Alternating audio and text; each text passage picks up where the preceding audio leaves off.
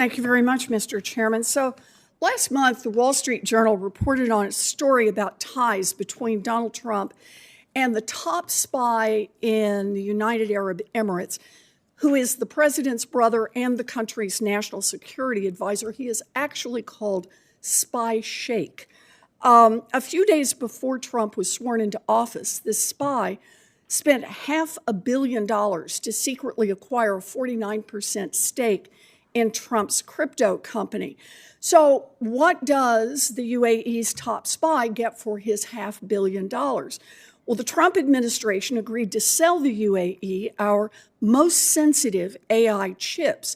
Our own national security experts say the UAE and the Spy Sheikh's companies may be a conduit for funneling high tech to China, technology that strengthens China militarily. Now, right now, Trump's crypto company, World Liberty, has a bank charter application pending with the OCC, an agency that the president controls.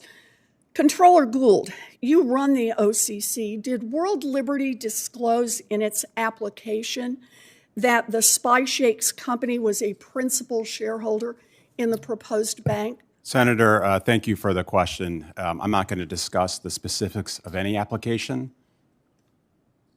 Are you telling us you won't tell that whether or not they disclosed it? Do you acknowledge that it is supposed to be disclosed, principal shareholders? Senator, unlike the last 4 years of the Biden administration, under President Trump's leadership, we are actually doing what we say we'll do, and I would refer you to Well, let's see if you're doing what you say you will do. Like all applicants for a bank charter, the OCC regulations require World Liberty to disclose all principal shareholders, which are persons with at least a 10% direct or indirect stake in the proposed bank. Those insiders must file a biographical and financial report with the agency. Failure to do so would be grounds for dismissal of the application. Evidently, you have not dismissed the application, so I assume the disclosure was made. Will you show Chairman Scott and me an unredacted application so that we can see that for ourselves and see that you are, in fact, following the law?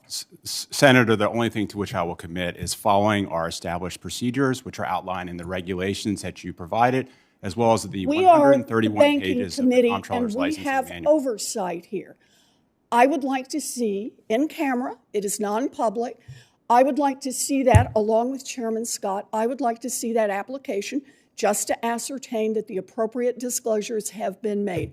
Will you commit to doing that? Senator, I will be happy to entertain your request and discuss with my team and make sure that we're doing and affording you the same privileges that we have afforded past administrations. I don't know that anyone's ever had to ask that before, because I don't think any president has ever had a pending bank application before.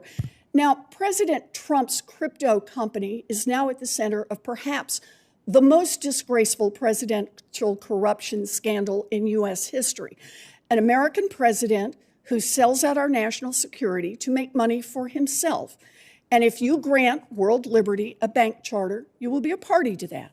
So, Comptroller Gould, given the clear national security risks posed by UAE ownership of a U.S. bank, President Trump's huge financial conflicts that we've just talked about, and your own conflict, given that you serve at the pleasure of that same president, will you deny or at least delay review of World Liberty's application? Senator, consistent with my statutory obligations, we will process that application as we process all applications. And I would note that the only political pressure I have felt from any part of the United States government, Senator, is from you.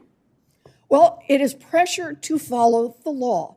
If you follow the law, you will reject the president's application. As soon as you approve that application, and we all know you're going to approve it, you go from being a cheerleader for President Trump to an accomplice in his corruption. Now, let me see if I can just get to one other problem, and that is not just doing Trump's bidding, but also doing Wall Street's bidding. We know, Vice Chair Bowman, that reducing capital cushions at mega banks increases the likelihood of crashes and taxpayer bailouts. I did some research. Turns out that your rulemaking would reduce required capital at the largest banks by more than $200 billion, or 23% for the big bank companies. I will submit a question for the record so that I don't go over, but this is entirely contrary to your own comments that you would not put our nation at risk. You are doing so.